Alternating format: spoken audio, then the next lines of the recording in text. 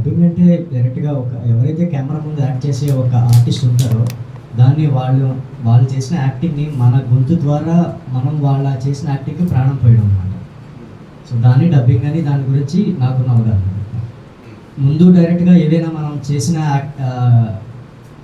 Camera ముందు కానీ లేకపోతే ఎవరి ముందు పర్ఫార్మెన్స్ చేసిన తర్వాత చాలా బాగా చేశారని చెప్పే అభినందన ఎలాగుంటుందో, డబ్బింగ్ చేసిన తర్వాత కూడా ఆ క్యారెక్టర్కి ప్రాణం పోసిన తర్వాతే అబ్బా బాగా చెప్పాడు అని డబ్బింగ్ అంటే ఒక క్యారెక్టర్గా గుర్తుపెట్టుకున్నారు తప్ప డబ్బింగ్గా మనకు రావాల్సిన అభినందన మనకు వస్తాయి. కాకపోతే ఒక క్యారెక్టర్కి పోసామే ఆ ఒక ఫీల్ మనకి ఇంకా ఆనందాన్ని ఇస్తుంది. సో డబ్బింగ్ తరపు గురించి అంటే మాత్రం మనకి అది ముందు నేను చేసినప్పుడు కూడా డైరెక్ట్గా మొట్టమొదటి మీకు పరిచినప్పుడు కూడా చెయ్యాలి డబ్బింగ్ అంటే రోజు వచ్చి స్టూడియోలో కూర్చుని యానిమేషన్స్ దాంట్లోని కాబట్టి రోజు వచ్చి సార్ కూర్చొని వర్క్ నేర్చుకుంటాను అని చెప్పేవాడిని. చెప్పే ఎక్స్పీరియన్స్ కూడా లేదు నాకు. కాకపోతే చెప్పాలి అన్న కసి, చెప్పాలన్న పిచ్చి ఉండేది.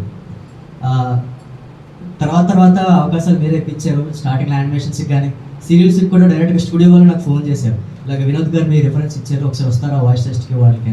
ఒకప్పుడు చెప్పినప్పుడు అది ఎందుకు వెళ్ళిపోయినా అనిపించింది సిచ్యువేషన్స్ తగ్గట్టు ఇంటికి. కాకపోతే మరి తప్పలే, కానీ మళ్ళీ ఇప్పుడు ఏంటంటే అన్నీ సెట్ చేసుకుని రాగలిగాను. ఈ డబ్బింగ్ దాంట్లో ఏంటంటే డైరెక్ట్గా టైం పడుతుంది, మీరు అన్నట్టు టైం పడుతుంది. కాకపోతే మనకంటూ ఒక గుర్తింపు అనేది కూడా తొందరగా రాకపోవచ్చు. కానీ మనం పేషెన్స్గా ఉన్నప్పుడు కానీ వచ్చిన అవకాశాలు కానీ మనం ప్రతిదీ చేసుకోవాలి. అంటే స్టార్టింగ్లో నేను చెప్పేటప్పుడు ఓన్లీ షార్ట్ ఫిల్మ్స్గా చెప్పేవాడిని. తర్వాత నాకు అంత అంటే ఎక్స్పీరియన్స్ లేదు, ఐడియా కూడా లేదు, పిచ్చి ఉండేది. కానీ మీ అవగాహన దాంతో ఇప్పుడు కనుక కొంచెం పెడితే మీరు ఇందాక అన్నట్టు మల్టీ టాలెంటెడ్గా ఉండాలి అన్నది నా ఇంటెన్షన్. సో అది నేను అనుకుంటున్నా మెయిన్ టార్గెట్ సార్.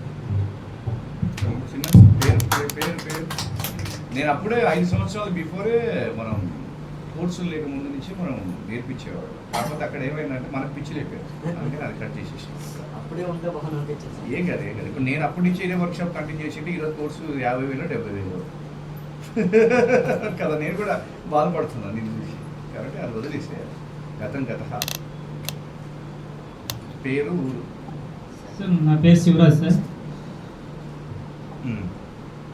చెప్పు. నా పేరు Shivraj sir, Kurnool district, AP sir నాది. అంటే ఫస్ట్ ఆఫ్ ఆల్ అంటే ఈ ఇన్స్టిట్యూట్కి రావడం అని ఎందుకు అనుకున్నానంటే నేను యూట్యూబ్లో చూసాను సార్. ఎట్లా దొరికింది యూట్యూబ్లో లింక్ నీకు? అంటే డబ్బింగ్ గురించి, అంటే డబ్బింగ్ కోచింగ్ సెంటర్స్ ఎక్కడ ఉంటాయని కొంచెం సెర్చ్ చేస్తే చాలా వచ్చినాయి. దాంట్లో కొన్ని వీడియోస్ చూసాను. అంటే చాలా సెలబ్రిటీలు వాళ్ళు చాలామంది వీడియోస్ ఉన్నాయి. ఏదో బాగుందని నిన్న వచ్చేసాను. వచ్చి స్టూడెంట్స్ని అడిగాను అనమాట. తర్వాత మీరు పోయిన తర్వాత అడిగితే చెప్పారు. ఈయన అడిగారు సార్. తర్వాత నిన్న ఒక అబ్బాయి వచ్చాడు కదా, ఆయన ఇక్కడ బాగుంటుంది అది అని అన్నారు సార్. సరే అని తర్వాత మీరు ఇంతకుముందు మీరు చెప్పారు సార్. అంటే ఒక స్థాయిలో అంటే స్టార్టింగ్లో అందరూ నార్మల్గా ఉంటారు, ఒక పొజిషన్ వచ్చిన తర్వాత అసలుకి అంటే మంచి చేసిన వాళ్ళు కూడా మర్చిపోయి వాళ్ళు చేసుకున్న తర్వాత వాళ్ళ లైఫ్ అనేది ఏ విధంగా అవుతుంది అనేది వాళ్ళకే తెలియకుండా అయిపోతుంది అని అన్నారు. అంటే కొన్ని విషయాలు ఇట్లా కూడా ఎంకరేజ్ చేస్తారని నాకు కొంచెం మీరు చెప్పిన దాన్ని బట్టి నాకు కొంచెం ఏదో ఇక్కడ కంటెంట్ ఉందని అనిపించింది సార్. అందులో చాలా సెలబ్రిటీస్ అంటే ఇక్కడ వెళ్ళి నేర్చుకొని చాలామంది సినిమాల్లో చేస్తున్నారని ఉన్నా. అందుకు సార్ అంటే ఇంకా నేను ఎందుకు నేర్చుకోవాలనుకుంటానంటే సార్, అంటే నాకు తెలుగు ఓన్లీ నార్మల్గా చదవడం వచ్చు, కానీ దాంట్లో ఒత్తులు ఉంటాయి కదా సార్, అలాంటివి పలకడం కానీ అది హై పిచ్, లో పిచ్, మిడిల్ పిచ్ అవన్నీ ఉంటాయి కదా, అలాంటివి ఎలా పలకాలి అనేది నాకు పెద్దగా అవగాహన లేదు. అందుకోసం ఇంకా అవన్నీ కొంచెం క్లారిఫై చేసుకోవాలంటే ఒక మంచి ప్లేస్ ఉండాలని ఇక్కడికి రావడం జరిగింది sir. Thank you sir. Future అంటే నేను ఇప్పుడు అన్నా నీకు మంచి సినిమా నాలెడ్జ్ ఉంది. పిచ్ అనే పదం ఇంతవరకు ఎవరు వాడలే. అంటే ఒత్తులు అది మంచి పదం. ఎందుకంటే నేను పాత వాళ్ళు పోయినందుకు బాగానే కాదు, వాళ్ళు ఇంకా ఒక పరిచయాలతోటి ఇంకా కొద్దిగా భక్తితో ఉంటే ఫ్యూచర్లో ఇంకా పైకి ఎదిగేవారు. అంటే ఇప్పుడు అదంతే అది మనిషి యొక్క మెదడు మీద ఆధారపడి ఉంటుంది. దానికి వాళ్ళ వాళ్ళ వ్యవస్థ అంతా కూడా ఉంటుంది, మనం దానికి ఏం చేయలేం. కాబట్టి నీలో మంచి క్వాలిటీ ఉంది. తర్వాత నేను చెప్తున్నా ఏంటంటే మనకి ఇక్కడ అందం అవసరం లేదు నాన్న. నేను చూస్తుంటే నన్ను నేను చూసుకున్నట్టు ఫస్ట్ అది చూడ ఫోటోలో రావణాసుడు నా పెద్ద పెద్ద వెంట్రుకలు ఉండేది అప్పుడు. నేను నీలాగా వచ్చినండే. మాది మహబూబ్నగర్ జిల్లా వనపర్తి, మా తర్వాత ఉన్నది మీరు. కాబట్టి మన అందరం కర్నూలు ఇవన్నీ కూడా ఎందుకంటే సినిమా నాలెడ్జ్ గురించి తక్కువగా ఉన్నవాళ్ళు. ఇదంతా కూడా ఆంధ్ర వాళ్ళు డెవలప్ చేశారు కాబట్టి అక్కడ సినిమా నాలెడ్జ్ అనేది బాగా డెవలప్ అయి ఉంది. కాబట్టి అయితే అప్పుడు నేను వచ్చినప్పుడు కూడా నీలాగే ఉండేవాడిని. ఎన్నో డౌట్స్. నాకు నువ్వన్న పిచ్చి అనే పదం వాడుతున్నావు. నాకు అది కూడా ఒకటే తెలుసు, పిచ్చి పిచ్చి. అసలు నేను ఎందుకు వచ్చినా నాకే తెలియదు ఇండస్ట్రీకి. ఇప్పటివరకు నాకు అర్థం కాదు అసలు ఎలా వచ్చిందో. మా మామయ్య గారు అంటే అది ఒక రూట్ వేసుకొని రూట్ మ్యాప్ తీసుకొని క్లారిటీగా వచ్చాడు. నాకు క్లారిటీ లేదు లైఫ్లో. కానీ ఇంతమందికి క్లారిటీగా తీసుకెళ్ళి లైఫ్ నిలబెట్టడం అనేది చాలా మంచి మంచి రూటే. నేను ఒకసారి ఈ రంగం వాళ్ళ ఒక నాటకానికి పిలిస్తే పోయినా రోజు. ఇది రంగభూమి అని మనకు గచ్చిబౌలిలో ఒక నాటకానికి ఒకటి ఉంటుంది, ప్లే స్టేజ్. అక్కడ ఎక్కువ సాఫ్ట్వేర్స్ అందరూ నాటక ప్రదర్శనలు ఇస్తూ ఉంటారు. అప్పుడు నేను అక్కడ ఈ మనోహర్ అని వీళ్ళు పిలిచినప్పుడు నేను ఆయన నా పేరు వినోద్, పీవీఆర్ డబ్బింగ్ అకాడమీ, నేను డబ్బింగ్ వర్క్షాప్ చేస్తుంటాను అని ఒక్క మాట అన్న ద్వారా ఒక అబ్బాయి లేచాడు. అంటే అంత అయిపోయిన తర్వాత ఆల్మిట్టి నాని అని ఒక అబ్బాయి వచ్చాడు. అన్న నేను డబ్బింగ్ నేర్చుకోవాలంటే నాన్న ఇది ఎన్రోల్మెంట్ చేసుకో, దళిత కళాతోరణంలో 45 days ఉంటుంది అని అన్నాడు. కానీ ఆ పిల్లగాడు ప్రతి క్లాస్ వినియోగించుకున్నాడు. ఆ 45 రోజులు తను సినిమాలు సీరియల్స్ అన్నీ వదిలేసి అప్పుడు ఇంకా 67 మంది 3 గంటలు, 67 people in 3 hours దెబ్బ ప్రతిరోజు వాడుకున్నాడు. ఈరోజు ఆ పిల్లగాడు సినిమా కార్డు తీసుకొని నెలకు బాగానే 50,000 రూపాయలు సంపాదించుకుంటున్నాడు. అంటే ఎప్పుడు అబ్బాయి కలిసింది నాకు, అది ఎప్పుడు జూలై 11th 2023 అనుకుంటా. మరి అప్పటి నుంచి అబ్బాయి ఈరోజు మన కార్డు తీసుకొని, సినిమా కార్డు తీసుకొని, టీవీ కార్డు తీసుకొని ఆ రోజు మాట్లాడుతున్నప్పుడు డెఫినెట్లీ అబ్బాయి పెళ్లి చేసుకున్నాడు. వల్ల పెళ్లి చేసుకొని మరి అక్కడ ఇక్కడ వాయిస్ వినిపిస్తున్నప్పుడు డెఫినెట్లీ మన అకాడమీ అతనికి రూట్ మ్యాప్ అనేది క్లియర్ చేసింది. అట్లనే అట్లా కొద్దిమంది చాలామంది వెళ్తున్నారు. కాబట్టి గుర్తుపెట్టుకో, మనకు కావాల్సింది ఇక్కడ చదువు కాదు, విజ్ఞానం. ప్రపంచం మీద ఒక అవగాహన కావాలి. విజ్ఞానవంతుడు ఏ లోకంలో అయినా బతకగలడు, ఎక్కడైనా బతకగలడు. కాబట్టి విజ్ఞానం అంటే అది చదువు కావచ్చు, మన బతికే వ్యవస్థ కావచ్చు, మన కుటుంబ వ్యవస్థ కావచ్చు, సమాజం మీద అవగాహన కావచ్చు, ఇవన్నీ పెంచుకోవాలి. పెంచుకున్నప్పుడు మీకు నాలెడ్జ్ వచ్చినప్పుడు ఆటోమేటిక్. అలాగే సో పర్సన్ ఉండే ఒక ఊరి నుంచి వచ్చాడు. అతను రావడం జీవనోపాధి కోసం ఏం చేసిందంటే ఇప్పుడు రోజు మన స్టూడెంట్ కనిపిస్తాడు, మన రాజుగారి ఇంట్లోనే రెంట్ కొట్టాడు ఆ పిల్లగాడు. ఫస్ట్ ఏంటంటే ఎవరో ఫ్రెండ్ ఒక అబ్బాయి పరిచయం చేశాడు, బ్రదర్ ఇట్లా మన అంటే అప్పుడు సరేలే, అప్పుడు ఫీజులు తీసుకుంటున్నా కూడా అట్లా కూడా మోసపోయినందుకు మళ్ళీ అది కూడా ఆపేసినాం. ఇప్పుడు ఏదో ఫోన్ చేశారు, గురువుగారు నారాయణ గారు నాకు చెప్పి వినోద్ గారు మా అబ్బాయి వస్తున్నాడు అని చెప్పిన. సరే సార్ నేను ఏమనగలను, జాయిన్ చేసినాం. పాపం ఆ పిల్లగాడికి కొన్ని భోజనాలు పెట్టినాం, మంచిగా అన్నీ చేసినాం. సైకిల్ కూడా ఉంటే సార్ నేను గవర్నమెంట్లో ఉంటున్నాను, ఒక రూమ్లో కింద రెంట్కుంటున్నాను, నడవటానికి బస్సులు ఎందుకు లేట్ వస్తున్నావు అంటే నాకు డబ్బులు లేవు సార్ అంటే అప్పుడు ఆ సైకిల్ నేనే చేయించి 500 పెట్టి చేయించి టైర్లు వేయించి పంపిస్తే ఆ పిల్లగాడు ఈరోజు 1,00,000 రూపాయలు సంపాదించుకున్నాడు.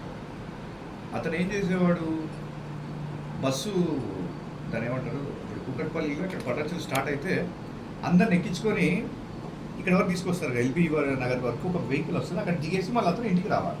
అంటే బస్సు జనాలందరిని ఎక్కించుకొని ఇక అక్కడి నుంచి వెళ్ళిపోతారు. అంటే ఆ బస్సు ఓన్లీ డ్రైవర్ మాత్రం, క్లీనర్ ఏముంటారు. కూకట్పల్లి నెల్లూరు కూకట్పల్లి బస్ నెంబర్ 105 అని పటాన్చెరు నుంచి నడుచుకుంటూ ఎల్బీ నగర్ నడిచి జనాలందరూ మొత్తం 56 సీట్లు ఎక్కిన తర్వాత అతను దిగి మళ్ళీ ఇంటికి వచ్చేవాడు.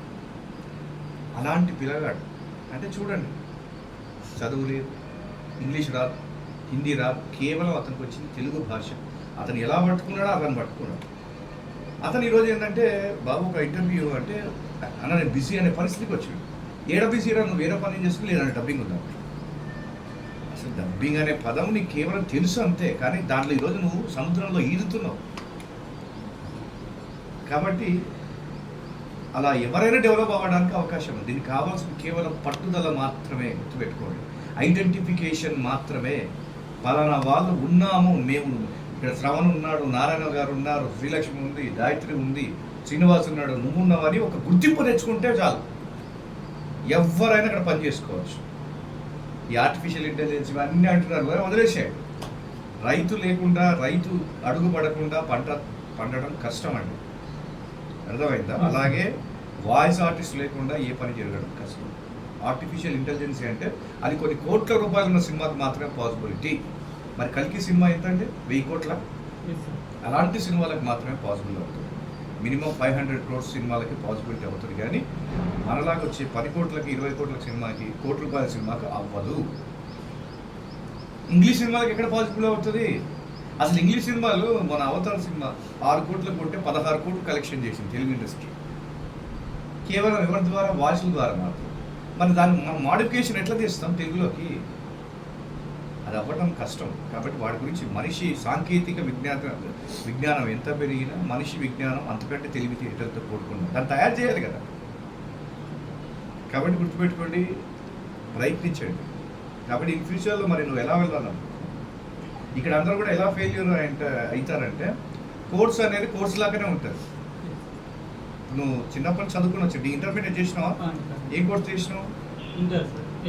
హెచ్ఈసి చేసినావు. హెచ్ఈసి చేసిన తర్వాత నీకు ఉద్యోగం తెచ్చిపెట్టింది అది?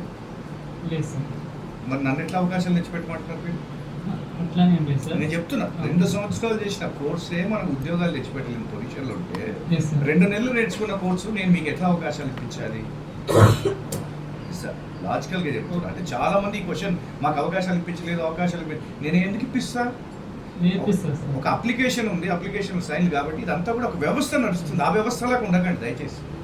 విజ్ఞానవంతులు అంటే ప్రతి దానిని తెలుసుకున్న వాళ్ళను విజ్ఞానవంతులు అంటాం, తెలియని వాళ్ళను విజ్ఞాన రహితులు అంటాం, అన్మెచ్యూర్స్ అంటాం ఇంగ్లీష్లో. కాబట్టి అది గుర్తుపెట్టుకో, ప్రయత్నం చేయి, వెనక ఉండు. రాజు వెనక సైనికులు ఉంటేనే రాజు దృఢంగా పోరాడగలరు. సైనికులు వచ్చి నేను చేయగలనా సార్ రాజుగారు, ఆ యుద్ధాన్ని మనం గెలవగలమా అంటే మనం అవుతారా? పోయి రాజు దగ్గర ఆ క్వశ్చన్ అడుగుతారా? ఇప్పుడు ఈయన ఉన్నాడు ప్రసాద్, నా రైట్ హ్యాండ్ అంటాం. రైట్ హ్యాండ్ అంటే ఎంతటి పెద్ద శత్రువులైనా ఏకధాటిగా వాళ్ళను చంపి రాజుగారికి పైకి తీసుకొచ్చే స్నేహితుడు కావచ్చు, అంగరక్షకుడు కావచ్చు. ఇలాంటి అంటే ఈ రైట్ సైడ్ ఉన్న జనాలందరినీ కూడా ఇతను కాపాడతాడు. ఎప్పుడైనా సరే అంగరక్షకులు అంటారు, చుట్టుముట్టు ఉంటారు రాజుకి. రాజు చూపు స్ట్రైట్గా ఉంటుంది. ఎవరి మీద ఉంటుంది? అసలైన రాజు మీదనే. ఇంకొక అవతల శత్రురాజు అయిన వాళ్ళ రాజు మీదనే ఉంటుంది కన్ను.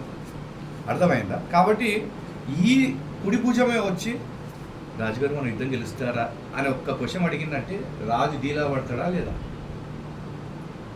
చెప్పండి.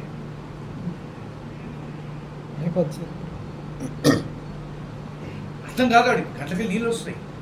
శత్రు సైన్యం చూస్తే ఎక్కువ సార్ స్వామి, మనమేమో 1000 మంది ఉన్నాం, వాళ్ళేమో 20,000 మంది ఉన్నారు, ఎట్లా గెలుస్తాం?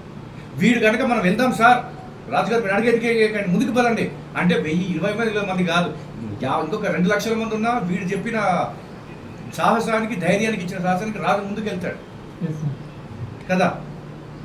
అలాంటి వ్యక్తి అదేంటి ప్రసాద్, 2 లక్షల మందిని మనం 200 మందితో గెలిచిన మనము ఈడున్న 20,000 మందిని మేము అప్పుడు ఎంతమంది ప్రసాద్? 500 మందితో మనం 2 లక్షల మందిని మనము చంపి పారేసాం.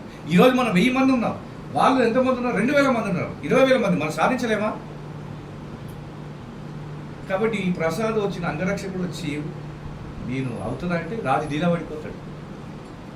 ఎంత యుద్ధం చేసినా కానీ రాజు మైండ్లో ఒకటే ఉంటుంది, నా ప్రసాద్ నన్ను ఎందుకు అన్నాడు, నా విద్యార్థి నాకు ఎందుకు ఇలా చేశాడు.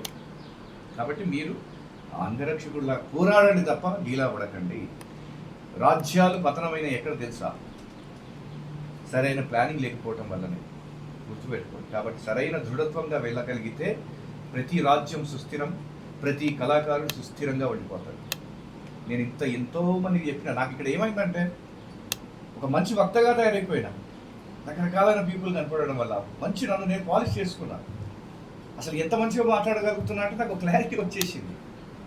కాబట్టి నన్ను నేను మెరుగుపరుచుకున్నాను. నాకు నా అకాడమీలో ప్లస్ పాయింట్ నేను నేర్పించే విద్య కాదు, మాట్లాడే విధానం ఉండొచ్చు. ఎందుకంటే మాట్లాడేవాడే మహనీయుడు, మహాత్ముడు, చివరికి వాయిస్ ఆర్టిస్ట్. కాబట్టి గుర్తుపెట్టుకోండి, ప్రయత్నించు. నెక్స్ట్ సార్, నా పేరు శ్రీను, ఆంధ్రప్రదేశ్ ప్రకాశం డిస్టిక్ మాది. యాక్చువల్లీ ఏ నటుడికైనా డబ్బింగ్ ఆర్టిస్ట్ తన గొంతు ద్వారా ప్రాణంగా వస్తాడు. అలాంటి డబ్బింగ్ నాకు తెలిసి నటన కంటే కొద్దిగా ఎక్కువే చాలా గొప్పది డబ్బింగ్ అనేది, వాయిస్ ఓవర్ ఆర్టిస్ట్ అంటే.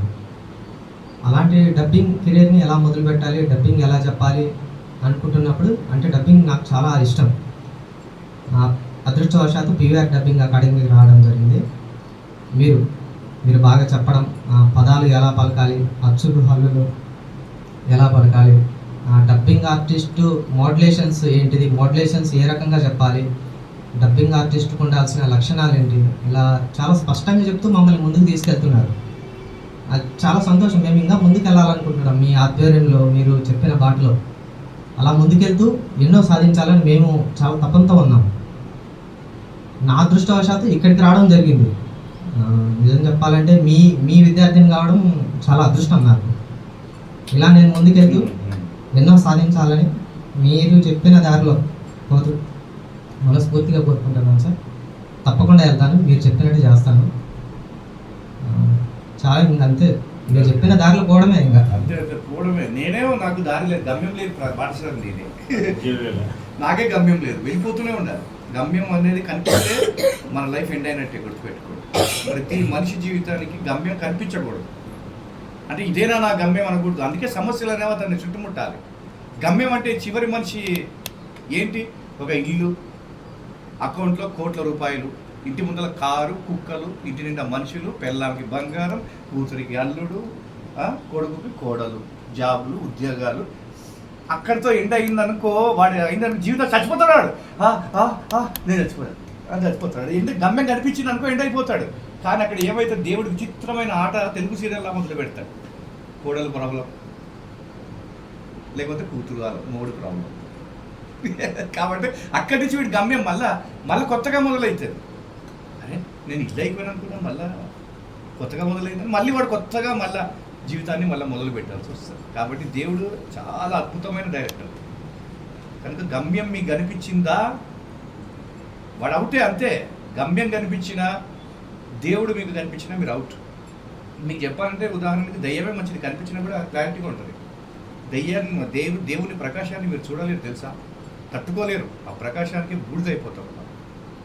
దయ్యం మంచిది దానికంటే, కొద్ది రోజులు ఎంజాయ్ చేస్తాం బాడీ, మరి భయపడతాం. కానీ దేవుణ్ణి అసలు దయ్యాన్ని చూసి భయపడతాం, దేవుణ్ణి చూడకుండా మసైపోతాం. Is a logical point. కాబట్టి నేను ఇవన్నీ చెప్తుంది కూడా ఎలా చెప్తున్నట్టు, నేను ఏ బుక్ చదువుకోలేదు, ఏ గ్రంథాలు చదువుకోలేదు. నేను చదువుకున్నంతా కూడా మనిషి యొక్క వ్యక్తిత్వం, మనిషి యొక్క మెదడు, తర్వాత నేను చెప్పిన సీరియల్స్, సినిమాల ద్వారానే నేను అపారమైన నాలెడ్జ్ని సంపాదించుకోగలిగాను. అంతే తప్ప నేను వేరే బుక్కులు కానీ చదువుకోలేదు. నేను చదువుకోలేదు అనేసి నేను మహాభారతం చెప్పిన, రామాయణం డబ్బింగ్ చెప్పిన, వాటి ద్వారా నాకు చాలా ఉపయోగపడింది. కొంతమంది చదువుకొని, ఇప్పుడు మీకు చదువుకోవాలి ఇంపార్టెంట్, ఎందుకంటే మీరు మా అంత టైం పెట్టడానికి రాలేదు. ఇస్ ద వర్క్షాప్ అంటే ఒక ఉద్దేశం, దాని అసలు ఫుల్ ఫామ్ చెప్పండి. వర్క్షాప్ అనేది ఎందుకు క్రియేట్ చేయబడింది సార్? వర్క్షాప్ అనేది ఎందుకు క్రియేట్ చేయబడింది? 45 days 35 days అని చెప్పండి ఎవరైనా. బై మాలాగా ఇన్ని సంవత్సరాలు వృధా చేసుకోకండి. 30 years ఇండస్ట్రీలో ఉండకండి. 3 monthsలో రండి, 3 years పాటు 30 years పాటు ఉండండి. మార్పు జరిగింది. 30 years ఇండస్ట్రీ కాదు, ఇప్పుడు వచ్చిన పిల్లలు 3 years ఇండస్ట్రీ కాదు, తగ్గించే కదా. కాబట్టి వర్క్షాప్స్ యొక్క ముఖ్య ఉద్దేశం 45 రోజులు 9 నెలల ఉద్దేశం ఏం తెలుసా? మాలాగా మీరు జీవితం మొత్తం కష్టపడకండి అనేదే ఇక్కడ ఉన్న వర్క్షాప్స్ యొక్క ముఖ్య ఉద్దేశం. మీరు అనుకుంటే వర్క్షాప్ అంటారు అనుకుంటే డబ్బింగ్ నేర్చుకోవడం ఇవన్నీ కాదు. మాలాగా ఇన్ని సంవత్సరాలు వృధా చేసుకోకండి అనే ఒక ముఖ్యమైన మెసేజ్ మీకు తెలియజేయడం కోసం ఈ వర్క్షాప్స్ అన్ని కూడా చెప్పండి. అర్థమైందా గురుగారు? కాబట్టి నువ్వు వర్క్స్ వస్తే నేను చెప్పేది ఏంటంటే కోర్సు లాగా, తర్వాత నువ్వు ఉండగలిగితే నేనేం చేయగలను, నువ్వు లేకపోతే నేనేం చేయలేను. ఆ విషయాన్ని కూడా గుర్తుపెట్టుకోవాలి. నువ్వు ఉంటే నేనేం చేయగలను. అవకాశాలు ఎవరికి కూడా ఎవరు ఇవ్వరండి. అవకాశాలు ఎవరికి కూడా ఎవ్వరు ఇవ్వరు. ఎందుకు ఇస్తాం మేము అవకాశాలు? ఇప్పుడు గురువుగారు నారాయణ బాబు గారికి నేను ఇప్పుడు గురువు గారిని, ఆయన నన్ను ఇప్పుడు మనసా వాచ కర్మన బాగా నమ్ముతున్నారా సార్? నమ్ముతున్నారు కదా. మీరు నన్ను మీ ఇంటికి భోజనం చేశారు, అలా ఇప్పుడు మనసా వాచ కర్మన నన్ను గురువు గారు బిల్లు చేస్తున్నారు. నారాయణమూర్తి గారు రవణ్ మనసా వాచ కర్మన నన్ను బుక్ చేస్తున్నారు సార్. నన్ను మీరు దాన్ని ఏమంటారు గుర్తించారు. అట్లనే మీరు ఇంటికి భోజనానికి రమ్మన్నారు, కూర్చున్నాం. నేనేం చేశా? మీ ఇంటి బీరువాల ముందు పోయి నిలబడ్డారు, తాళాల కోసం వెతుకుతున్నప్పుడు మీరు ఏం చేస్తారు? గురువు అనేది ఉంటుందా? మెడ పట్టుకొని బయట దొబ్బరండి, అయితే బయట దొబ్బుతారు. కాబట్టి గుర్తుపెట్టుకోండి, నమ్మినప్పుడు కాబట్టి అంతే విలువ, మనిషి విలువ అంతే. ఎవరు ఏంటంటే వినోద్ గారు బీరువా దగ్గరికి వచ్చిండ్రు అని ఈ వాయిస్ మహాభేస్ వాయిస్ అయిపోతుంది. కొట్టడానికి కూడా బయట చేసి మెడ పట్టుకొని నన్ను బయటకు దొబ్బుతారు, అవునా కదా? Is a fact. కాబట్టి మీకే అంత ఉన్నప్పుడు 45 రోజులు నా చుట్టుపక్కల నిలబెట్టుకొని 6 నెలలు కింద మీద గొంతు అర్పించుకొని మీకు చెప్పిన తర్వాత మీరు చేసేది మెడ పట్టుకొని దొబ్బడం అని అంటే అదేంటి సార్ ఇక్కడికి ఎందుకు వచ్చారు, బయటికి వెళ్దాం రండి అని ఎవడైనా అంటాడా? నువ్వు అంటావా అట్లా సానుకూలంగా? నువ్వు అంటావా? మీరు అంటారా? చెప్పండి, ఎవరైనా అంటారా అట్లా? మీరు వాళ్ళ దగ్గరికి వచ్చినప్పుడు, పర్సు చూస్తున్నప్పుడు చెప్పండి, మీరు ఒక కామన్గా ఒక ఆలోచన రాదా? డబ్బులు దొబ్బేయడానికి వచ్చి దొంగ అని అనుకోరా? 6 నెలల పరిచయం కూడా 6 సెకండ్లలో మాయమైపోతుంది, అవునా కదా? కనుక మరి నేను మీ మీద ఎందుకు నమ్మకం పెట్టుకోవాలి? నేను మీకెందుకు అవకాశాలు ఇప్పించాను కదా? మీరు ఏం చేస్తారు తెలుసా? ఎవరైనా మా ఫ్రెండ్స్ ఉంటే, సార్ మీరు పైకి వెళ్ళండి సార్, పైన మా ఆవిడ ఉంటుంది, పోయి పట్టేం చేసుకున్నట్టే, వద్దు నాకు నీకు దండం పెడతా, అమ్మా నేను కింద ఉంటా సార్, ఎండలేదు పైనుంచి రమ్మనండి, కారే కదా, ఏసీ ఉంది కదా, ఆ బ్యాగ్ కూడా అట్లా పిల్లలు ఇచ్చి తీసుకుని వచ్చేస్తా. ఎందుకంటే నమ్మకం లేవు నాకు, బాబు పడి ఉన్నారు. సత్యం. కాబట్టి సార్ నువ్వు ఉండాలని ప్రయత్నం చేస్తే అవకాశాల కంటే గొప్పది టాలెంట్ నిరూపించుకోవడం. అది మాత్రం దయచేసి అందరూ గుర్తు, అవకాశాల కంటే గొప్పది టాలెంట్ నిరూపించుకోండి. మీరు టాలెంట్ నిరూపించుకోండి, మీకు ఎవరైనా దాసోహం కావాల్సిందే. అవకాశాలు ఏంటయ్యా అడుకోవడం, అవకాశాలు ఇస్తారు, అది కాదు. అవకాశాలు అంటేనే టాలెంట్ ప్రూవ్ చేసుకోండి. కాబట్టి నువ్వు ఉండాలనుకుంటున్నావు, నేను చెప్తానంతా కూడా రికార్డ్ అవుతుంది. మళ్ళీ ఫ్యూచర్లో ఎప్పుడైనా కూడా మళ్ళీ ఠాగూర్లో చిరంజీవిలో మాట్లాడాల్సి వస్తుంది, గుర్తుపెట్టుకో.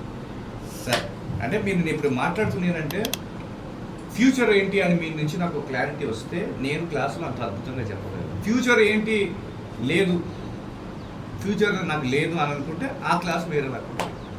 అంటే చెప్పడం అందరికి ఒకే విధంగా ఉంటుంది, కానీ ఏంటంటే బయటికి పంపించడాలు, అబ్జర్వేషన్కి పంపించడాలు చెయ్యము. అది కోర్స్ లాగానే ఇస్తాం. కోర్సుకి మించి మీరు బయట ప్రయత్నించాలంటే దానికి తగ్గట్టుగా ప్రయత్నాలు చేస్తాం, అంతే తప్ప ఈరోజు మాట్లాడుతున్నాను టైం వృధా అయితే కాదు. సరే, నమస్కారం, నా పేరు రామ్ బాబు అండి. నేను యాక్చువల్గా ఇండస్ట్రీకి రంగనాథ్ గారి వల్ల ఇండస్ట్రీకి వచ్చాను. నేను ఆయన తీసుకొని ఆయన దగ్గర అంటే గమనించేవాడిని, ఆయన డబ్బింగ్ చెప్పేటప్పుడు కానీ షూటింగ్ కానీ అట్లా చేస్తున్నాడని. నా మెయిన్ గోల్ ఏంటంటే ప్రొడ్యూసర్ అనుకున్నాను. యాక్చువల్గా ప్రొడ్యూసర్గా రవిశంకర్తో ఫస్ట్ బృందావనం ఉండే సినిమా యాక్ట్ చేసింది 30 ఏళ్ళ కింద నేను స్టార్ట్ చేశాను యాక్చువల్గా. కానీ అప్పుడు కొంతమంది ఫ్రెండ్స్ పెడతామని మోసం చేయడము, అది ఆగిపోవడము, రవిశంకర్ గారికి సారీ చెప్పుకొని వదిలేసింది. ఆ తర్వాత ఏంటంటే ప్రొడక్షన్ మేనేజర్గా నా జీవితం ప్రారంభమైంది. ప్రొడక్షన్ మేనేజర్గా మంచి ఈతర పిక్చర్స్ కానీ, జేబేరీ పిక్చర్స్ కానీ, నారాయణమూర్తి గారి సినిమాలు చేశాను. తర్వాత మళ్ళీ ప్రొడక్షన్ అనుకొని వైఎస్ఆర్ గారి మీద సినిమా ఒకటి మొదలుపెట్టి అది ఫ్రెండ్స్ అట్లే మోసం చేయడము, డబ్బులు పెట్టడం, పెట్టడం, నా దగ్గర ఉన్న డబ్బు అయిపోవడము, ఇవన్నీ అయిపోయిన తర్వాత ఏంటంటే చాప్టర్ అయిపోయింది, ఇంకా మొత్తం అప్పులు చుట్టుకున్నాయి. అప్పుడు నేను ఏమనుకున్నాను, సరే చావాలా ఇవన్నీ, అది రాలేదు, రాలేదు. ఎందుకంటే ఒక్కటే గుర్తు నాకు రంగనాథ్ గారు ఒకసారి చెప్పారు, కష్టాలలో ఉన్నప్పుడు మనం బాధపడకూడదు, ఆ కష్టాలకైనా మనం తోడున్నామని గర్వించాలా అని ఒకసారి చెప్పాడు ఆయన. అంటే ఆయన చనిపోవడానికి కారణం అంటే అది ఏరే, అది నేను బుక్లో రాశాను ఎందుకు చెప్పాడు. కానీ ఆ తర్వాత ఏంటంటే నేను వాళ్ళని నమ్ముకొని ఇళ్ళని నమ్ముకొని ఇండస్ట్రీలో కొంతమంది పేర్లు చెప్పకూడదు, యాక్చువల్గా పద్ధతి కాదు, సభ్యత కాదు. నన్ను యూజ్ చేసుకొని వాడుకొని వదిలేశారు తప్ప, కానీ నాకు ఏం ఉపయోగపడలేదు. కానీ ఆ తర్వాత నాకు అనిపించింది, నాకు వాయిస్ ఉందని రామ్ జగన్ మాకు మంచి ఫ్రెండ్, అతను చాలాసార్లు 2 years బ్యాకే చెప్పాడు, మంచి వాయిస్ ఉంది రమ్మా, నువ్వు ఎందుకు డబ్బింగ్ ఆర్టిస్ట్ అయ్యాను. అప్పుడే ఆ డబ్బింగ్ యూనియన్లో కార్డు తీసుకోవడం కూడా ఉంది. నా మంచి ఫ్రెండ్ అండి, దగ్గర 25 years నుంచి ఫ్రెండ్. ఎందుకంటే నేను ఆలోచనతో సినిమా చేసాను, దాంట్లో ఫస్ట్ క్యారెక్టర్ ఆయన చేశాడు, నారాయణమూర్తి సినిమా. ఈ సాయి వందే మాతరం శ్రీనివాసంతో దాంట్లో ఫస్ట్ టైం యాక్టింగ్ చేసాను. అప్పటి నుంచి నాకు పరిచయం, ఇద్దరి మధ్య పరిచయం. చెప్పేటప్పుడు 2 years బ్యాకే నేను డబ్బింగ్ యూనియన్లో కార్డు తీసుకున్నాను. ఆ తర్వాత కూడా సీరియస్గా ట్రై చేయలేదు యాక్చువల్గా. ఎందుకంటే మొగమాటం అనేది ఒకటి మనం గుర్తుపెట్టుకోండి, ఇండస్ట్రీలో మొగమాటం పనికిరాదండి. ఆ మొగమాటం అనేది మైనస్ జీవితంలో. ఆ మొగమాటంతోనే నేను ఎవరిని అడగలేకపోవడం చేయడం. కానీ ఇప్పుడు ఏంటంటే నాకు వయసు అయిపోయింది తప్ప నా వాయిస్కి వయసు లేదు కదా. ఏజ్ మనిషికే కానీ వాయిస్ కాదు. అదొకటి గట్టి నమ్మకం పెట్టుకొని నాకు ఇద్దరు డబ్బింగ్ ఆర్టిస్టులు కింగ్ సూపర్ స్టార్స్ అంటే సాయి కుమార్ గారు, ఆర్సీఎం రాజు గారు. సాయి కుమార్ గారిది ఎందుకు వెళ్ళలేదు అనేది అది ఉంది ఇప్పుడు.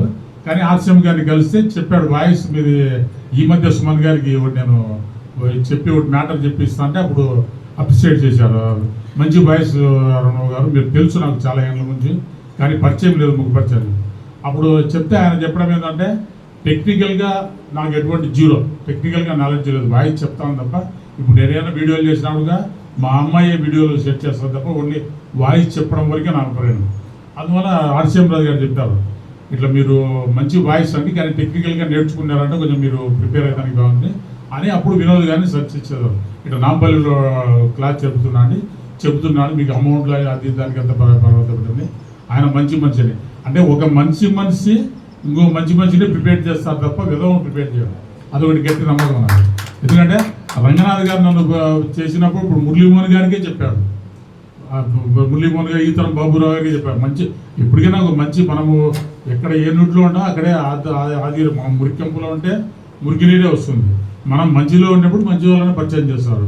అందువల్ల ఇప్పుడు అక్కడికి వచ్చిన ఫస్ట్ డే వినోద్ గారిని చూసిన తర్వాత ఈయన చెప్పే స్టైల్ కావచ్చు, అంటే ప్రతి చిన్న పాయింట్ అది చిన్న పాయింటే కావచ్చు కానీ అది కరెక్ట్గా మనకు ఉపయోగపడే పాయింట్ అవుతుంది. ఇక్కడ ఏంటంటే మెయిన్ అన్నట్టు వినోద్ గారు అన్నట్టు గర్వము, వెన్నుపోటుతనము, నమ్మకదనం ఇవన్నీ ఉండకూడదు మనం పైకి రావాలనుకుంటే. అంటే మనకు నేను రంగనాథ్ గారి బుక్ రాసేటప్పుడు ఏంటంటే యాక్చువల్లీ అప్పుల్లో ఆయన చనిపోయిన తర్వాత అప్పుడు చాలామంది అన్నారు రంగనాథ్ గారు లేరు, వాళ్ళ పిల్లలే పట్టించుకోవడం లేదు, వాళ్ళ పిల్లలే ఏం సాయం చేయలేదు, ఇప్పుడు మళ్ళీ ₹1,00,000 ఖర్చు పెట్టి అప్పు చేసి మళ్ళీ బుక్కులు వేయాలన్నా అని. లేదు, రంగనాథ్ గారు ఎందుకు చనిపోయారు అనేది క్లారిటీ లేదు అందరికీ, జనాలందరికీ. అది నాకు తెలుసు. ఎందుకంటే ఆయన 4:30కి ఆత్మహత్య చేసుకుంటే 1:30కి నాతో మాట్లాడాడు. ఎందుకు చనిపోయింది నాకు ఒక్కరికే తెలుసు. అందువల్ల చెప్పాల్సిన బాధ్యత నాది. ఇప్పుడు సరే నన్ను ఇండస్ట్రీకి నేను పులివెందుల్లో రౌడీ చేసుకుంటూ వాడిని కొడుతూ ఇల్లు కొడుతూ సాయంత్రం వేళకి ఉన్నవాడికి ఆలోచించలేదు కొట్టాను. ఇట్లా పెరిగినవాడిని ఆయన నమ్మకంగా మా అమ్మ మాటకి చెప్పి ఆయన ఇంట్లో తీసుకెళ్ళి ఆయన బిడ్డలా పెట్టి ఒక ఇండస్ట్రీలో ఎలా మాట్లాడాలా అనేది నేర్పించిన వ్యక్తి ఆయన. అసలు నాకు ముందునైతే మాట్లాడడం కూడా చేత కాదు, కొట్టే తిట్టే అన్నట్టు మాట్లాడండి. ఒక చిన్నది అంటే ఆయన ఇంట్లో చేరిన 3వ రోజు కోటీశ్వరుడు సినిమా ప్రొడ్యూసర్ ఫోన్ చేశారు రంగనాథ్ గారి కోసం. అప్పుడు సెల్ ఫోన్లు లేవు, 30 years బ్యాక్. అప్పుడు ల్యాండ్ ఫోన్లే. ఈయన రంగనాథ్ గారు ఎక్సర్సైజ్ చేసుకుంటా అంటే హాల్లో నేను ఫోన్ ఎత్తాను. కోటీశ్వరుడు ప్రొడ్యూసర్ గారు ఫోన్ చేశారు. అంటే రంగనాథ్ గారు ఉన్నారా అంటే ఉన్నారు, ఏం కావాలా? ఆయన భయపడిపోయాడు, కంగారు పడిపోయి అంటే ఇట్లా మాట్లాడేది. ఆయన అరగంటలో కార్యేసుకొని వచ్చారు. సార్ మీ నెంబర్ ఏమైనా మారిందా లేదా అంటే లేదు ఏమంటే ఫోన్ చేసి చాలా రఫ్గా మాట్లాడినాడు. లేదు మాకు పులివెందుల కొంచెం సాఫ్ట్గా ఉంటాడు, రఫ్గా ఉంటాడు కొంచెము అని. అప్పటి నుంచి ఆయన మాట్లాడము. ఇప్పుడు శోభనరావు గారు ఈ బంధాలు షూటింగ్ జరిగేటప్పుడు శోభనరావు గారు అంటే నాకు కృష్ణ ఫ్యాన్, నేను కృష్ణకు వీరాభిమాని. ఆయన బస్సులు వేసుకొని పోయాను కడపకు, పులివెందులు రిలీజ్ లేవంటే కడపకు బస్సు వేసుకొని పోయి ఫ్రెండ్స్ అందరూ తీసుకెళ్ళి సినిమా చూసి వచ్చేవాళ్ళం, అంత వీరాభిమాని. అటువంటి ఇప్పుడు శోభనరావు గారు అంటే ఇష్టం లేదు. అప్పుడు కృష్ణకు శోభనరావు అంటే అంటే అప్పుడు మూర్ఖత్వం ఆ పులివెందులు అండి. ఇప్పుడు ఆ శోభనరావు గారు పలకరిస్తే హాయ్ బాగున్నావా అంటే బాగున్నా ఇంతేనా ఎక్స్ప్రెషన్. అప్పుడు రంగనాథ్ గారు చెప్పారు అట్లా చెప్పకూడదు, మనకు నచ్చినా నచ్చకపోయినా మంచిగా పలకరించే తీరు ఇట్లా ప్రతి ఒక్కటి నాకు చెప్పేవాడండి ఆయన ద్వారానే. అందుకే ఇప్పుడు ఏంటంటే నేను నా మీద నమ్మకంతో నా వాయిస్ నమ్ముకునేందుకు నా కష్టాలను దూరం చేసుకోకూడదు అనే ఒక కారణంతో ఆర్సీఎం గారి నేతృత్వంలో వచ్చి ఇక్కడికి వచ్చాను. ఖచ్చితంగా గోల్ కొడతా అని మళ్ళీ వస్తాను నమ్మకం ఉంది. కాబట్టి అంటే ఇప్పుడు మనం మాట్లాడుకుంది ఏంటంటే ఇప్పుడు ఒక క్లారిటీ వచ్చింది. అంటే ఇక్కడ కసిగా ఎవరు ఉన్నారు, ఇప్పుడు సాధించిన క్లారిటీ ఏంటంటే 100% అవకాశం ఇస్తే యూటిలైజ్ చేసుకోవడానికి ఆయన కొత్త జీవితాన్ని మొదలు పెడతారు. కాబట్టి ఇప్పుడు ఆయన ఉన్నది అదే ఏరియా, బోరబండ ఏరియా. కాబట్టి మనకు ఆ చుట్టుపక్కల కీలకమైన వర్కులు అంటే మీకు ఒక ₹1,00,000 సంపాదించే పెట్టే వర్క్స్ అన్నీ కూడా మీకు కేవలం ఒక 20 కిలోమీటర్ల డిస్టెన్స్లోనే ఉంటాయి. 20 కూడా కాదు, 20 కిలోమీటర్లు ఏం చెప్తున్నానంటే Borabanda to Ameerpet, Borabanda to Jubilee Hills, Borabanda to Srinagar కానీ, Borabanda to green Bawarchi, Borabanda to Manga tiffin centre. ఇక్కడ స్టూడియోస్ తిరగటం ద్వారా అంటే రౌండ్ వేయటంలో ఇంటికి వచ్చి అటు ఇదే మీరు అటు 5 కిలోమీటర్లు 1 2 3 1 ఇదే మీకు అంటే మీకు ఆల్రెడీ తెలుగు సీరియల్లో కార్డు ఉంది కాబట్టి మీరు ఇన్ని రోజులు చాలా లేట్ చేశారు. నేను చెప్తున్నా అంటే సార్ నేను కూడా ఏంటంటే పెద్ద కింగ్ని కాదండి, కాకపోతే చదువుకున్నాను, దీని మీద ఒక నాలెడ్జ్ ఉంది, దాని మీద పాస్ అయ్యాను. యాక్టింగ్ మన దేవదాస్ కనకాల గారు మార్కులు వేసారు, పెద్ద పెద్ద ప్రొఫెషనల్స్ అందరూ కూడా పరచూరు గోపాలకృష్ణ గారు వీళ్ళందరి దగ్గర నేను సారథ్యంలో పనిచేశాను కాబట్టి ఒక ఎక్స్పీరియన్స్ ఉంది. ఇంకా మీ మిత్రుడైన మీ ఫ్రెండ్ అయిన రంగనాథ్ గారితో నేను నటించడం కూడా జరిగింది, అది యాదృచ్ఛికంగా జరిగింది కూడా. ఆయనతో ఆ చివరి రోజు పంచుకోవడం అనేది నా అదృష్టం. కాబట్టి చెప్పేది ఏంటంటే ఇప్పుడు మీకు ఇండస్ట్రీలో ఉన్నప్పుడు చాలా ఫ్లెక్సిబిలిటీ ఉంది. మీరు జాగ్రత్తగా వెళ్ళి మీ ఆరోగ్యాన్ని కాపాడుకుంటే మీరు ఇంకొక కొద్ది రోజుల్లో ఒక మంచి వాయిస్ ఆర్టిస్ట్గా మారే అవకాశం ఉంది. అంటే మీరు కన్వెన్స్ ఇస్తారు అంటే సీరియల్స్కి. ఇప్పుడు మనకు 300 రూపాయలు సీన్ అనుకుంటుంది, 3 సీన్లు చెప్పొచ్చు, 900 రూపాయలు. ఆ పేమెంట్ మనకు ఆఫ్టర్ ఈ మంత్లో చెప్పింది నెక్స్ట్ మంత్ ఫస్ట్ వీక్లో పేమెంట్ చేస్తారు. యూనియన్స్ మీకు చాలా స్ట్రిక్ట్ కూడా ఉన్నాయి, గుర్తుపెట్టుకోండి. కాబట్టి 100 రూపాయల 10 సీరియల్స్ మీరు డైరెక్ట్ తిరిగినా కూడా మీరు చాలా బిజీ అయిపోతారు. మీలాంటి వాయిస్ ఏజ్ క్యారెక్టర్స్ చాలా మంది లేరు. అంటే మనం అనుకుంటాం మన వయసు కనిపిస్తుంది కదా, వయసు అయిపోయిందని మనం అనుకుంటాం, కానీ మన వాయిస్గా అయిపోలేదని క్యారెక్టర్స్ చెప్తాయి. ఇప్పుడు నేను చెప్తున్న క్యారెక్టర్ నాకు 44 ఇయర్స్ అండి, నేను మొన్న క్యారెక్టర్ చెప్పింది 35 ఇయర్స్ అండి. మరి నేను 10 సంవత్సరాలు చిన్న అబ్బాయికి డబ్బింగ్ చెప్పాను కదా, వసంత కోకిలలో, ఎవడు గుర్తుపడతాడు? అంటే 45 ఏళ్ళని మీరు చూస్తే కనిపిస్తుంది, కానీ అక్కడ నేను వాడికి 28 ఇయర్స్ వరకు నేను వాయిస్ సెట్ చేసేసిన. కాబట్టి కనిపించని వాయిస్ ఎవరు పెద్ద పట్టించుకోరు. మనకు కావాల్సిన నటిస్తున్న నటుడికి వాయిస్ మ్యాచ్ అయిందా లేదా మాత్రం చూసుకుంటారు. కాబట్టి మీరు ఆ 10 సీరియల్స్ చెప్పుకున్నప్పుడు ఒక 2 సీరియల్స్ నుంచి కూడా మీకు ఒక 300 రూపాయలు కన్వెన్స్ వచ్చింది అనుకోండి, 150 170. మీరు అక్కడ ఉన్న మీ బండి మైలేజ్ ఎంత ఇస్తుంది సార్? పెట్రోల్ 40 ఇస్తుంది. మీరు 20 కిలోమీటర్లు తిరుగుతున్నారు అంటే 100 రూపాయల కిలోమీటర్, ఒక 110 రూపాయల పెట్రోల్తో మీరు 20 కిలోమీటర్లు తిరిగి 10 సీరియల్స్ చెప్పి రోజు 10 × 10 సీరియల్స్ సార్ 350 ఒక్క పెట్రోల్ తోటి, అంటే 120 రూపాయలతోటి మీరు 10 సీరియల్స్లో 10 సీన్లు చెప్తున్నారు అంటే 3500 రూపాయలు. మీకు ఓపిక ఉంటే 31 డేస్ మీరు పని చేసుకోవచ్చు. ఇక్కడ 31 డేస్ పని జరుగుతుంది. ఒక ఎవ్రీ మంత్ సెకండ్ సండే మాత్రమే హాలిడే ఉంటుంది, మిగతా 30 డేస్ మీరు పని చేసుకోవచ్చు. అంటే మీ ఓపిక, మీకు డబ్బుల మీద కోరిక, నేను చెప్పాలనే డబ్బుల కంటే కోరిక ముందు మనం చెప్పాలనే కోరిక బలంగా ఉంటే ఆటోమేటిక్గా డబ్బులు వస్తాయి. కాబట్టి అప్పుడు మీకు ఏదైతే 30 × మీరు 3000 వేసుకున్నా మీకు 1,00,000 రూపాయలు ఇన్కమ్. వర్క్ ఉందా అంటే మీరు ఆ సముద్రంలో దూకి చూడండి, మీకు డెఫినెట్లీ కనిపిస్తుంది. అంటే మీరు కేవలం రోజుకి ఒక 110 రూపాయలు మీరు పెట్టడం ద్వారా మీ రోజు ఇన్కమ్ 4000 రూపీస్. మీకు యూనియన్ రేట్స్ కూడా పరిచయమే ఉంటుంది. ఆల్రెడీ ఎగ్జిక్యూటివ్ మెంబర్ని కూడా దాంట్లో మీ సపోర్ట్ ఈసారి చాలా అవసరం. మన ఎలక్షన్స్ గుర్తుపెట్టుకోండి, మనం కష్టపడదాం, ఎలక్షన్లో తిరుగుదాం, మన వాళ్ళని మనం గెలుచుకుందాం. నేను వాళ్ళ వెనకాల ఉండి మా సార్కి ఎందుకు చేయరు, మా సార్ చేయాలి. మీరు ఓటు చాలా విలువ సార్, గుర్తుపెట్టుకోండి. వాడి దిమ్మ తిరగాలి సార్ ఓటు వేయాలంటే. వేస్తావా? నన్ను పైకి తెస్తావా? ఓటు వేయాలా? ఓటు వేయాలంటే నాకు మీరేం చేస్తారు? ఇవన్నీ మనం ప్లానింగ్ మీద ఒక స్కెచ్ చేసాము. అది మనం డెఫినెట్లీ మంచిది. అంటే మనం ఎవరిని డిమాండ్ చేయట్లేదు సార్, మన కోరికను మన అవకాశాన్ని మనం అడుగుతున్నాం. దాంట్లో తప్పేనా? అందులో మీరు యూనియన్ మెంబర్ కాబట్టి అవతల మన ఓట్లు ఊరికే ఇస్తారా? ప్రజాస్వామిక వ్యవస్థలో ఓటు అనేది ఊరికే ఇస్తారా? దానికి ఎన్నో బాధ్యత ఉంటుంది, మనిషి మీద నమ్మకం కలగాలి. కాబట్టి గుర్తుపెట్టుకోండి, మీ చేతులు చాలా పెద్ద ఆయుధం ఉంది, పాశుపతాస్త్రం ఉంది. దాన్ని ఎలా వాడదామో నేను చెప్తాను. కాబట్టి ఈ 2 months ఇప్పుడు ఎలక్షన్ సీజన్ రాబోతుంది కాబట్టి మీరు నా వెనకాల ఉండండి, నేను మీ ముందు ఉంటాను, పరిచయం చేద్దాం, 10 మందితో ముందుకు వెళ్దాం. కాబట్టి ఆయన ఆ విధంగా డబ్బులు సంపాదించుకోవడానికి అవకాశం. మీరు చేయాల్సిందంతా కూడా ఒకటే, మీ ఆరోగ్యాన్ని, మీ గొంతుని ఆ బండి మీద వెళ్ళేటప్పుడు కాస్త ఏకాగ్రతను మీరు పెట్టుకుంటే చాలు, మీ వయసు ఎక్కడా కనిపించదు. అర్థమైందా సార్?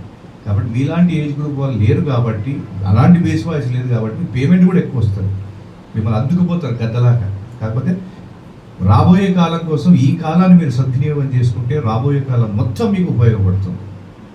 కాబట్టి అది మాత్రం డెఫినెట్లీ మనం చేద్దాం. కాబట్టి ఇప్పుడు నాకు క్లారిటీ వచ్చింది.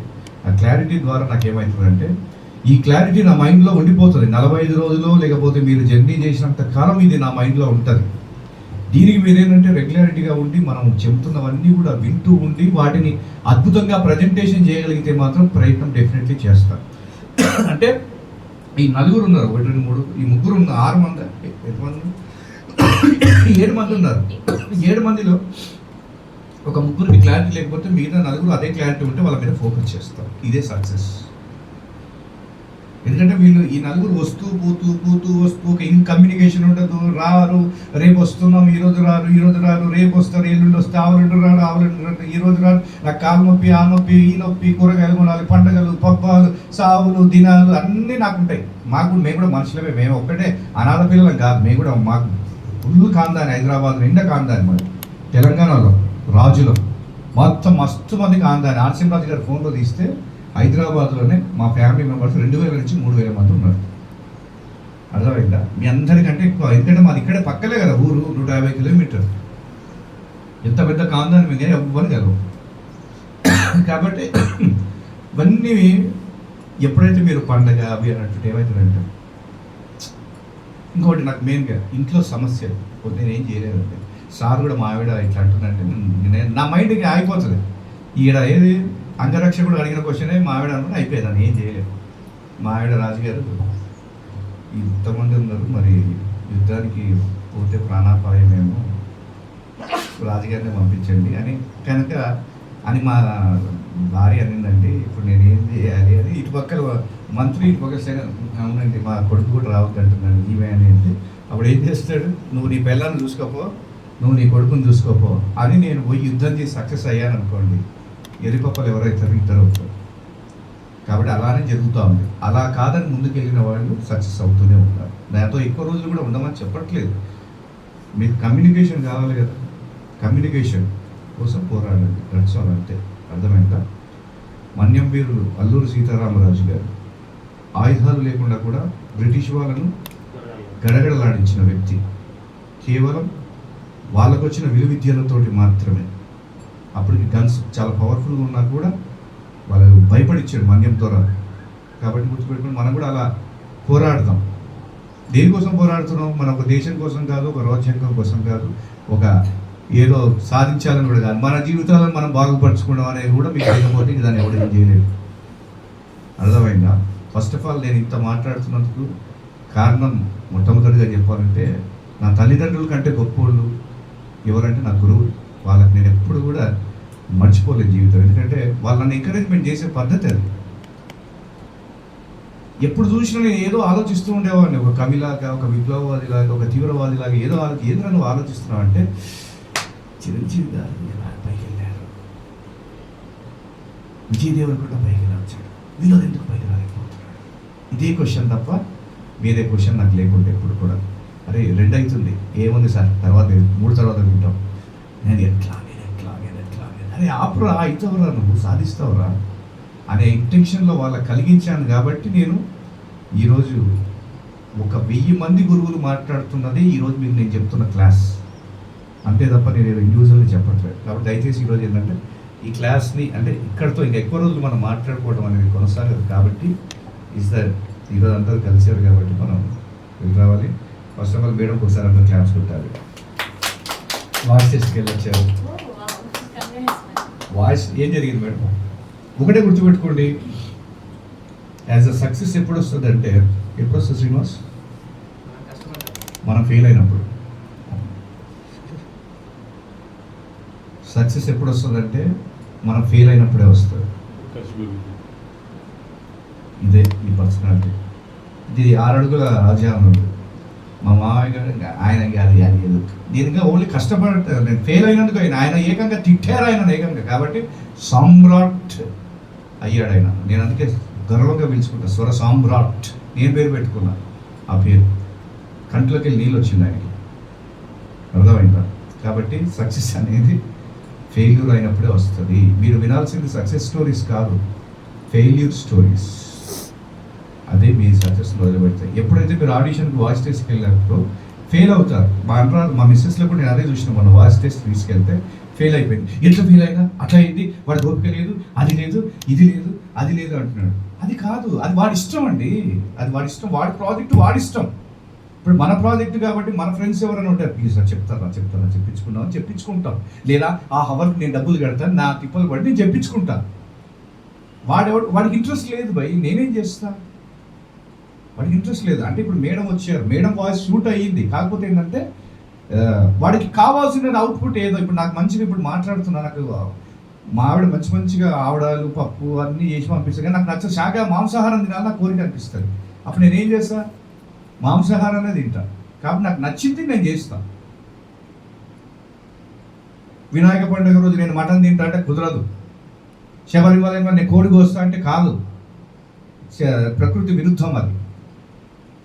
కాబట్టి వాడికి ఏది నచ్చితే వాడు అదే చెప్తాడు, వాడు అదే చేస్తాడు. కాబట్టి అప్పుడు మనం ఫెయిల్ అయినప్పుడు ఫీల్ అవ్వకూడదు. గాయత్రి, శ్రీలక్ష్మి అందరూ గుర్తుపెట్టుకోండి. నేను ఎందుకు ఫెయిల్ అయ్యాను? ఫెయిల్ అవ్వడంలో రెండు రకాల కొన్ని కారణాలు ఉంటాయి.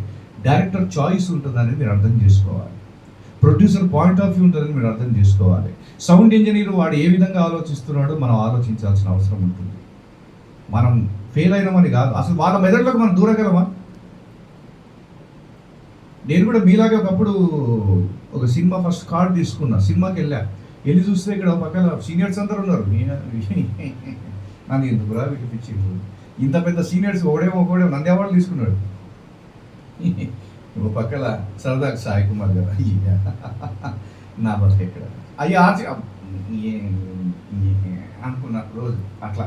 అదే వీళ్ళందరూ సాయి కుమార్ గారు, ఆర్సీఎం గారు వచ్చినప్పుడు నా వాయిస్ పనికొస్తుందా? అట్లాంటి కొంతమంది వ్యక్తులు ఉంటే నన్ను ఎందుకు పిలిచినావు నా టైం వేస్ట్, నేను ఫెయిల్ అవుతాను. నేనైనా ఇప్పటికీ ఆ మంచిగా తీసుకొస్తాను రోజు, నా వల్ల కాదన్న ఏదో సరే వచ్చి కన్విన్స్ కూడా తీసుకోలేదు. మరి ఘోరంగా పోయిన వాళ్ళు నాకు ఒకటే వాళ్ళు ఎట్లా అయిపోతుంది, ఎందుకంటే మనకంటే ముందు ఉన్న వాళ్ళు అద్భుతంగా చెప్పగలిగారు, సింగిల్ టేక్లో చెప్పగలిగారు. పోయినా ఏదో పోయి ఏం చెప్పినో అక్కడ నాకు తెలియదు. అమ్మయ్య అయిపోయింది, మొత్తం ఫెయిల్ అయిపోయినా ఐఎమ్ సక్సెస్ అని పరిగెట్ ఫెయిల్ అయిపోయినా అంటే డైరెక్టర్ తిడుతున్నాడు లోపల. ఓకే నేను ఫెయిల్ అయిపోయినా బయటకు వచ్చేసిన. నేను నాకు రాదులే అవకాశాలు అనుకున్నాను, కానీ మరుసటి రోజు మళ్ళీ ఫోన్ వచ్చింది, ఇదేంటో నాయన ఇన్ని ఫోన్ చేస్తున్నాడు. నేను తప్పుగా మాట్లాడినా, వినోద్ వాయిస్ సెలెక్ట్ అయితే రేపు డబ్బింగ్ అన్నాడు. నేను సార్ నేనన్నా నేనేను అంటే డైరెక్టర్ నచ్చిందంట, బై ఫ్రెష్గా ఉందంట, వాయిస్ బాగా చెప్తున్నామంట రా అని క్యారెక్టర్ మొత్తం చెప్పించింది. 7+1 అనే దాంట్లో ఒక పోలీస్ క్యారెక్టర్ నేను కంప్లీట్గా చెప్పాను తెలంగాణ లాంగ్వేజ్లో. వాళ్ళకి నచ్చలేదంట, అంటే నచ్చలేదంట మనం ఏం చేయలేము డైరెక్టర్ పాయింట్ ఆఫ్ వ్యూ. కాబట్టి నువ్వు రేపు డబ్బింగ్ అట్లా నేను చాలా యాదృచ్ఛికంగా నేను చాలా సక్సెస్ అయినాను. కాబట్టి గుర్తుపెట్టుకోండి, ఇక్కడ డైరెక్టర్ పాయింట్ ఆఫ్ వ్యూ అర్థం కాదు, వాడి పాయింట్ ఆఫ్ వ్యూ అర్థం కాదు. ఎప్పుడు కూడా వాయిస్ టెస్ట్లకి 3 వెళ్తారండి ఖచ్చితంగా, ఒక్కొక్కసారి ఎక్కువ మంది కూడా వెళ్తారు. 1, 2, 3 మంచి వాయిస్లు ఇండస్ట్రీలో. ఇప్పుడు నేను చెప్పిన క్వాలిటీస్ ఉన్నవాడు, 3వ అతను ఇప్పుడు వచ్చింటాడు, కొత్తగా అతను ఉంటాడు. కాబట్టి ఏమవుతారంటే మీరు అనుకోవచ్చు ముందున్న సీనియర్ ఆర్టిస్ట్ సెలెక్ట్ కావచ్చు అని. అందులో చాయిస్ ఎవరు ఎలా సెలెక్ట్ అవుతారు అనేది మనకు చేతుల్లో లేదు. ఇప్పుడు వేదం సినిమాలో అనుష్కకు ఒకరు డబ్బింగ్ చెప్పారండి, అరుంధతిలో ఇంకొకటి చెప్పారండి, మిర్చిలో ఇంకొకటి చెప్పారండి. అది వాళ్ళ ఇష్టం. నేనే చెప్పాలి అంటే కుదరదు, ఇక్కడ నేనే పర్మనెంట్ ఆర్టిస్ట్ అంటే కుదరదు. అర్థమైందా? ఇప్పుడు రాజశేఖర్ గారు నటించిన తర్వాత, సాయి కుమార్ గారు సినిమాలో బిజీ అయిన తర్వాత, ఆ నెక్స్ట్ శ్రీనివాసమూర్తి గారు చెప్పారు, ఆ తర్వాత ఆర్సీఎం గారు చెప్పారు. ఇట్లా చెప్పుకుంటూ వస్తున్నారు. కనుక ఆల్టర్నేట్ ఆప్షన్స్ మనం ఎప్పుడు ఉండాలి. ఒక నటించే నటుడు ఒక క్యారెక్టర్ ఉందనుకోండి, ఆడిషన్లో అతనికి క్యారెక్టర్ పోతే అతను ఏమవుతుందంటే ఫీల్ అవ్వాలి, ఎందుకంటే ఇంకా క్యారెక్టర్స్ ఉండవు కాబట్టి. కానీ ఈజ్ ద వాయిస్ ఆర్టిస్ట్ ఏంటంటే నువ్వు రాముడికి చెప్పని వచ్చినావు, లక్ష్మణుడికి చెప్పుపోయి, లేకపోతే భరతుడికి చెప్పుపోయి, లేకపోతే శత్రుఘ్నుడికి చెప్పు, లేకపోతే రావణాసురుడికి చెప్పు, విభీషణుడికి చెప్పు, ఎన్ని ఆప్షన్స్ ఉన్నాయి మనకి. కాబట్టి ఇక్కడ మనం బాధపడాల్సిన అవసరం లేదు, గుర్తుపెట్టుకోండి. కాబట్టి ఈరోజు ఇక్కడి వరకు మనం దీన్ని చేసేగాడు. కాస్త ఇంకొకటి నీకు టైం అవుతుంది, ఈ మధ్యలో నీవు ఒకటే అయినప్పుడు నేను చూస్తాను టైం. ఒక ప్రాక్టికల్ చిన్న ఒక్కటే ఒక లైన్ చేసేసి మనం క్లాస్ ఎండ్ చేద్దాం, ఓకేనా? 2 minutes. Okay Prasad, thank you. Sorry మర్చిపోయినా, మీరు మాట్లాడు. ఫస్ట్ ఆఫ్ ఆల్ మేడం ఏంటంటే చాలా పట్టుదల, మొత్తానికి నేను చెప్పింది కూడా అదే. చెప్పండి మేడం, ఏం జరిగింది? సార్ వాయిస్ టెస్ట్కి వెళ్ళమన్నారండి, వెళ్ళాను. నేను సెలెక్ట్ అవుతానా లేదా అని నేను ఫస్ట్ ఆలోచించలేదు. వాయిస్ టెస్ట్కి వెళ్ళేటప్పుడు ఎలా ఉండాలి, ఏం చేయాలి, ఏ విషయాలు గుర్తుపెట్టుకోవాలి, ఏం చెప్పాలి అనే విషయాలు మాత్రమే మనసులో పెట్టుకుని వెళ్ళాను. అంటే సార్ చెప్పారు, సిచ్యువేషన్ని బట్టి, క్యారెక్టర్ని బట్టి మనం మాట్లాడే విధానం, అబ్జర్వేషన్ ఉండాలి, లిప్సింగ్ అయ్యేటట్టు చెప్పుకోవాలి.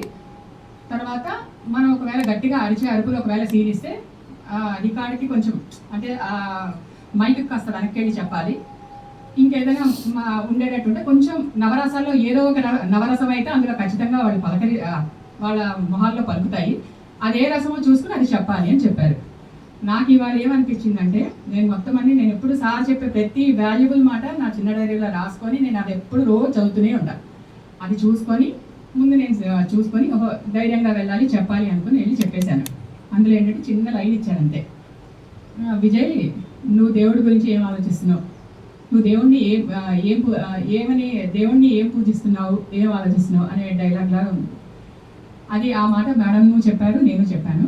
ఆవిడకి చెప్పిన దాంట్లో వాళ్ళు వాయిస్ తీసుకొని మీరు బాగుందండి, వాయిస్ బాగుంది, కానీ ఆవిడ బాడీకి ఆవిడ మొహానికి మేడం వాయిస్ చాలా సెట్ అయింది, శైలజ మేడం వాయిస్ చాలా సెట్ అయింది. సో అందుకని చూపించారు, నాకే 2 సార్లు 3 సార్లు చెప్పారు, అసలు వాళ్ళ వరకు అక్కర్లేదు. నాకు సార్ అసలు ఇక్కడే చాలాసార్లు సార్ ఈ వాయిస్ వీళ్ళకి సెట్ అవుతుందని సార్ ఎలా అనుకుంటారు, నాకు అక్కడే తెలిసిపోయింది. ఆవిడ బాడీ లాంగ్వేజ్కి నా వే ఆఫ్ అంటే నా మాటకి, నా వాయిస్కి, ఆవిడ బాడీ లాంగ్వేజ్కి, ఆవిడ పర్సనాలిటీకి నాకు సెట్ అవ్వలేదని నాకు కూడా అర్థమైంది అక్కడ. కానీ వాళ్ళు ఏంటంటే చెప్పింది బాగుంది మేడం, కాకపోతే ఏంటంటే ఈవిడ వాయిస్ సెట్ అయింది. ఇందులో ఇంకేదైనా ఉంటే కనుక తీసుకుని అది కూడా మీతో చెప్పిస్తాము, మీకు సునీల్ గారు చెప్తే చాలు కదా, మీకు ఏదైనా వాయిస్ గురించి మిమ్మల్ని మళ్ళీ పిలవడానికి ఆయన కాల్ చేస్తే చాలు కదా అన్నారు. చాలు సార్ అన్నాను. కొంతసేపు అబ్జర్వేషన్ చేసుకొని మేడం ఎలా చెప్తుందో చూసుకొని అది ఒక అరగంట సేపు అక్కడే అబ్జర్వేషన్ క్లాస్ చూసి సార్ నేను బయలుదేరుతానన్నాను. ఓకే మేడం ఇది ఎలాగో 3 hours నడుస్తుంది అన్నారు. నేను వచ్చేసాను. నేను అనేది ఏంటంటే, నేను ఏమీ బాధపట్టలేదండి, 100 ప్రయత్నాలు చేస్తే అందులో ఒకటి తగలచ్చు. ఇంకొకటి అంటే ఓడిపోయిన ప్రతిసారి ఇంకో పెద్దదేదో దొరుకుతుంది అనే ఆశతో మాత్రమే నేను ముందుకెళ్తున్నాను. ఎందుకంటే దానికి ఎగ్జాంపుల్ ఈ రోజు సెలెక్ట్ అయిన బల్గేరి శైలజ మేడం కూడా ఒకసారి మా దాంట్లో వాయిస్ ఓవర్ సార్ లోపల చెప్పిస్తే ఆవిడ చాలా ఫాస్ట్గా చెప్పారు. సార్ బయటికి పిలిచి మేడం మీ వాయిస్ ఓవర్ చాలా ఫాస్ట్గా ఉందని మళ్ళీ హిమశైలజ మేడం తోటి చెప్పించారు, అంటే పాత ఆవిడతోటి చెప్పించిన ఆవిడ బయటకు వెళ్ళి కొంచెం లైట్గా ఫీల్ అయినట్టున్నారు. కానీ ఆ రోజు ఆమె ఫెయిల్యూరు, ఈ రోజు ఆవిడ సక్సెస్. ఏది అంతకంటే బాగా ఇంకా మళ్ళీ వెబ్ సిరీస్లో చెప్పారు కదా. సో నేను అనేది అంటే ఏది నేను బాధపడినండి. ఇంకొకటి వినోద్ కుమార్ గారు అండర్లో ఉండగా నా లైఫ్కి ఏ డోకా ఉండదు. నాకు ఇది కాకపోతే 1,00,000 కాకపోతే 1,000,000 అయినా సార్ నాకు మంచి మార్గం చూపిస్తారని నమ్మకంతో ముందుకు వెళ్ళిపోతున్నాను. Thank you madam. Srinivas time అవుతుంది, సైన్ చేసి మీరు ఈలోగా ఒక చిన్న డైలాగ్